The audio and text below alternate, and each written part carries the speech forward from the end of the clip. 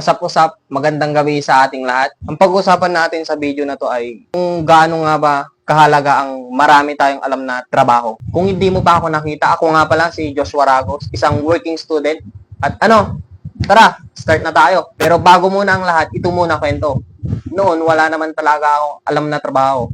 Ang alam ko lang sa sarili ko ay pakialamero ako. Yung gusto ko, yung mga nakikita kong ginagawa ng mga matatanda ay ginagawa ko rin at gumagawa din ako ng sarili ko. Usually, na pinapakialaman ko yung trabaho niya ay si Papa. At nung nakita niyo yung ugali ko na yun na medyo pakialamero, gusto kong ma-experience ay sabi niya, sige, gawin mo din yan. Yung parang binigyan niya ako ng kalayaan para gawin yung mga gusto kong gawin. Kaya yun, eventually yung nung lumaki na ako ay alam ko na yung mga iilang trabaho na itinuro sa akin. Kaya nung mga panahong yun ay hindi na ako dehado dahil may mga trabaho na ako na alam. At ilan sa mga trabahong itinuro sa akin ay mag-operate ng mga makina sa bukid. Dahil nga 10 taon ko sa bukid na nanirahan mula nung bata ako. At lahat ng trabaho doon, alam kong gawin. At yun nga, pagkatapos ng ilang taon ay tinamad na akong mag-operate ng mga makina. Dahil nga, hindi naman sa akin pero talagang nakakasawa pag alam mo na yung mga trabaho na yun. Eventually ay magsasawa ka din.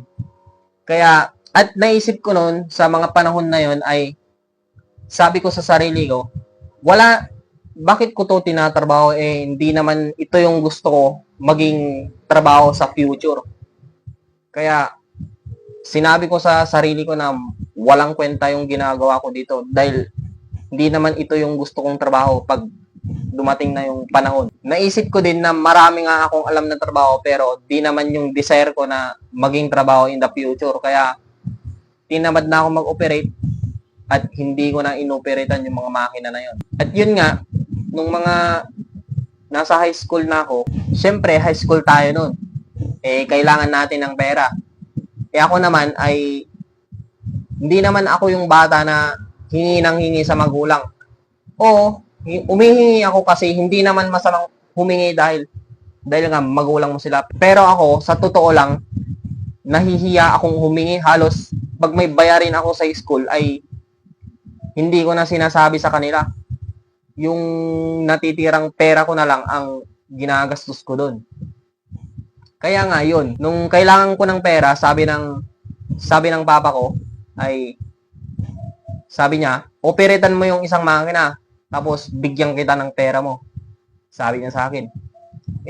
Ever since hindi niya ako binibigyan niya lang ako ng allowance ko pero hindi yung kumbaga hindi yun yung talagang sweldo nung sabi niya sa akin, operatan mo yung isang makina kasi susweldohan kita. Ako naman, gustong-gusto kong magkapera nun kasi nga, kailangan ko ng pera. Kaya, nung time na yon, inoperatan ko agad yung makina na yon.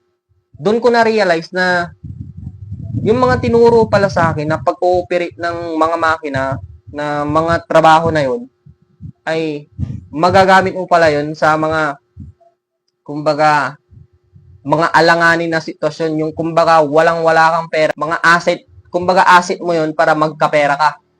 Kaya doon ko na-realize na yung mga trabaho na yon ay para sa akin, isa yun sa mga stepping stone para kumbaga para mas maabot pa natin yung mga gusto nating maabot sa buhay natin. Dahil alam ko na tayong mga kabataan ngayon ay marami sa atin ay maarte sa trabaho. Yung kumbaga ayaw nating mahirapan dahil ganyan din naman ako dati nung hindi ko pa na-realize yung mga ganong trabaho na makakatulong pala sa'yo yun.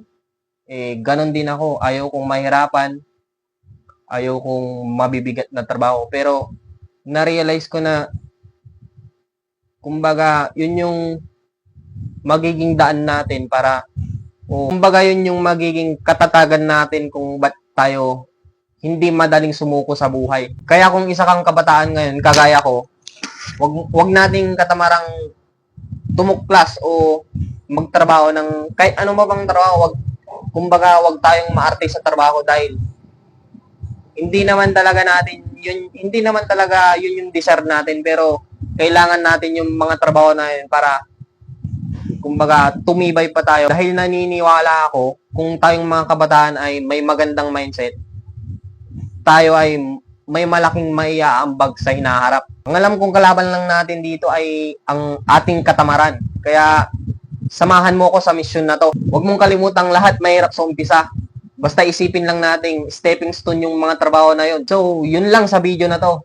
Huwag mong kalimutang i-like at i-comment mo na din dyan sa baba kung ano yung mga trabaho na pinasok mo nung walang-wala kang pera at bigla kang nagka-pera dahil sa trabaho na yun. Kahit na anong trabaho yan, basta marangal. So palagi lang nating sipagan at galingan.